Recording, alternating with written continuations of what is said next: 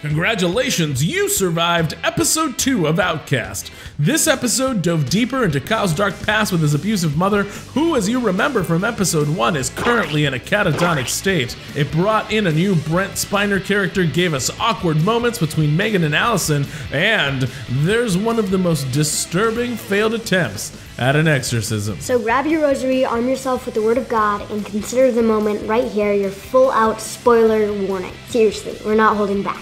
I'm Gabriel Bateman. And I'm Mike Cruz. And welcome to Outcast Season 1, Episode 2's Panel to Screen.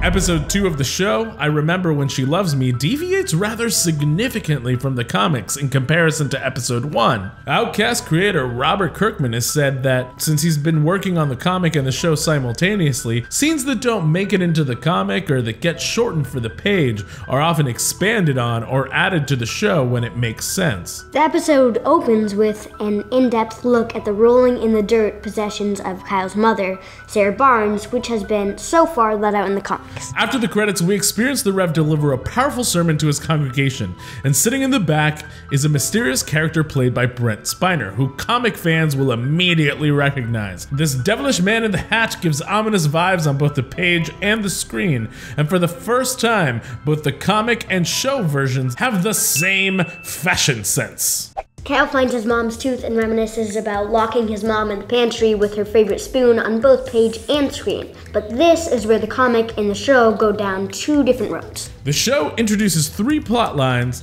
that we have yet to see in the comics. First, Mark and Chief Giles begin an investigation into some creepy animal sacrifices next to an even creepier motorhome trailer in the woods. Mark's on board with the investigation, but Giles inexplicably isn't.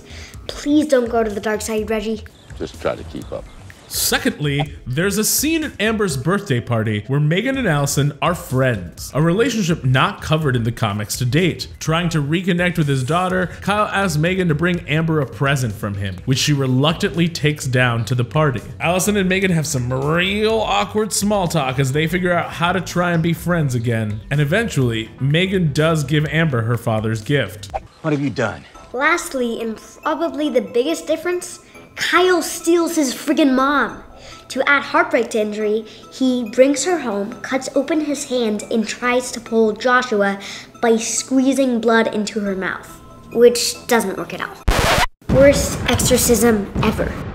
His poor elderly mom almost chokes on a pool of his blood as Kyle and Rev fight over her fate. She's eventually returned to the hospital, and the comic and show are back on the same track. While the show goes down that road, the comic takes you down a separate journey that you don't get to see on screen. At least, not yet. After the sermon, Reverend Anderson takes Kyle to the grocery store. Then Kyle runs into some blonde, scruffy guys from his past.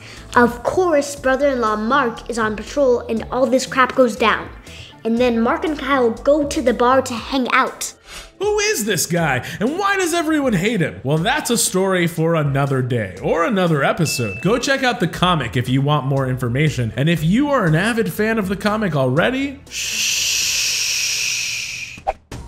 This episode bookmarks with the same beginning and end as the comic's second issue, but gives us new and great information that the comic didn't get to as early on. The closing moments with Brent Spiner, aka Hatman, in the hospital mimic the comics exactly, down to the line. You had so much fire in you.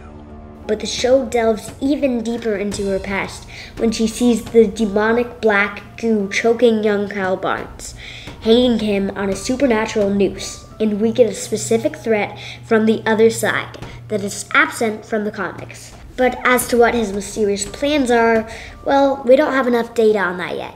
Get it? Data? Look, don't judge me. I didn't write this. I'm just a kid.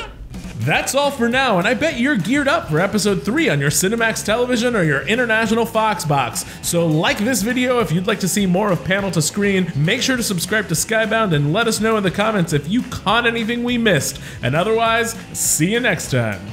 Say goodbye, Gabriel. See you next time.